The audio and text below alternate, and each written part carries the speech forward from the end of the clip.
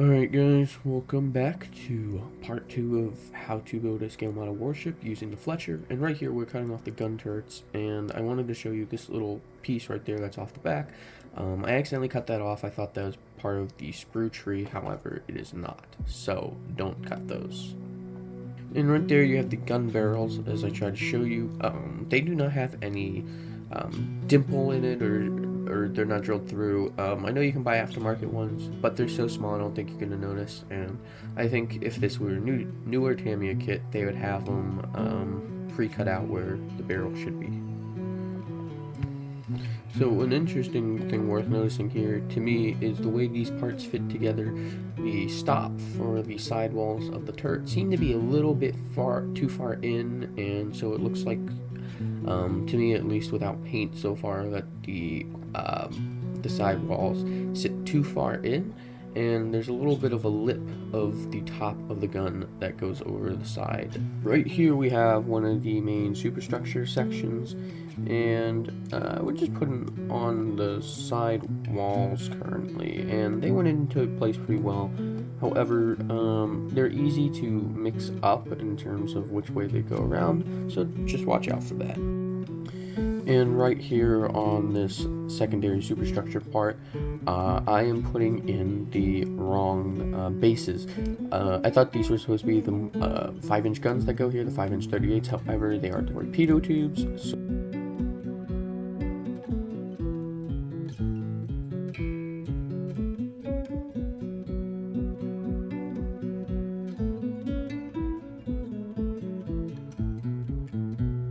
right here we are looking at one of the funnel tops, and I just want to show you that Tom's Model Works does have one. However, photo etch isn't always better than the real part. So one cool feature of this kit is it has 2 gun tubs, and if you look at the teardrop shaped one, that is on the deck, I believe, in the later war models. So very cool of Tamiya to add that to the kit.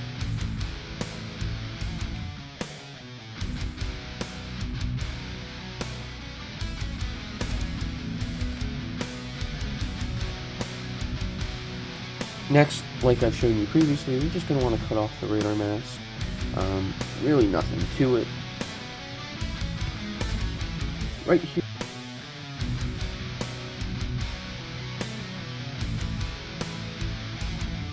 Here we have the back of the radar, and we're just going to bend it around and make it fit all the corners on the piece of the photo etch. So, as you can see right here, I'm just doing a little test fit. The one thing I don't like about Tom's Model Works is it's not a precise fit, and they will just tell you to trim off the excess of everything, versus Eduard or KA models, which make a precise a bend and a precise length for everything. So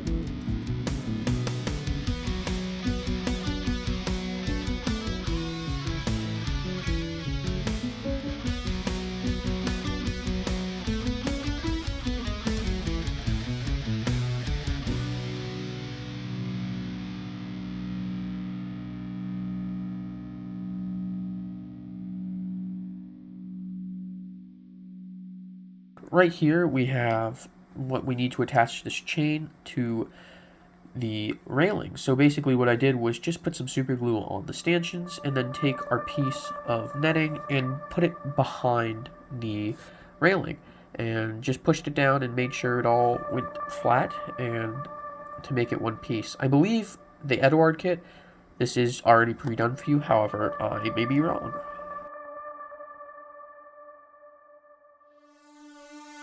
And right here we are attaching the railing. And unfortunately I had to cut off some of the tie-down points. when you double the thickness, and especially when the netting is in the lower 2/3 of the railing, it's twice as thick, and it no longer is as thin, and so I had to cut it.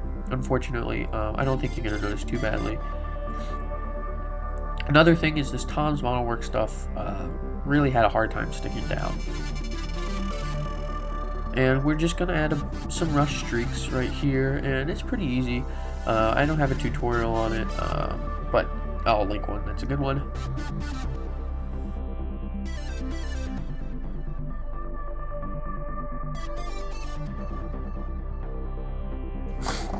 Alright guys, I'm going to show you how easy rigging really is. So what you're going to need is just right here, I have some card with super glue on it, and I like to use Easy Line. You can use whatever, however, this is specifically for Easy Line, this tutorial. So basically what you want to do is just cut a piece out, be pretty liberal, it stretches too, it's, I don't know, some sort of nylon I guess, or maybe not, I don't know. Anyway, basically what you're going to want to do, this is how I do it, everybody does it a little bit differently.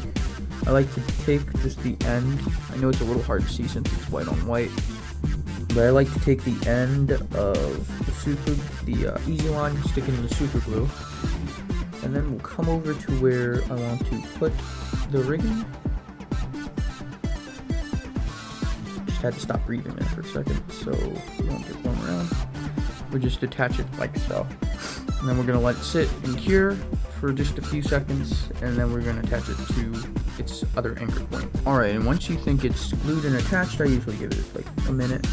Just take some super glue and attach it to the other point, which is going to be up there. And since this is nylon, you don't have to cut the exact one, and you just keep it taut and pull it down, and just wait and see it will catch, and there you go. Just trim off the excess and you're good to go. And after we weathered and added a little bit of chipping paint, we were finally putting on the screws to this model. And just like that, guys, the build is finished, and I'm very happy with how it came out. Actually, I really like the heavy weathered look, as these destroyers in World War II really took a beating. But the kit was very nice. I'd give it a solid 8 out of 10. The only problem was it was missing some parts, kind of like some of the staffs from antenna, and it was missing the boxes that keep all the signal flags in, but other than that, it's pretty good. I think those are a little bit of big misses, and some of the molding was not so great up to Tamiya standards, but it was a Tamiya kit, so it went together really well. Unfortunately, the same thing cannot be really said for the Tom's Model Works. While it does include really nice detail, it just simply didn't want to glue, which I found odd. I've never had a problem with this Tom Model Works stuff before, so I don't know what was up with that. Hopefully this was just this thing, because I've used them in the past, and I find them to be one of the better photo etch sets out there, although they are a little bit fragile and malleable, too malleable almost. But other than that, it was unfortunate that didn't come with some of the doors, replacement doors, as the Tamiya kit ones are pretty plain.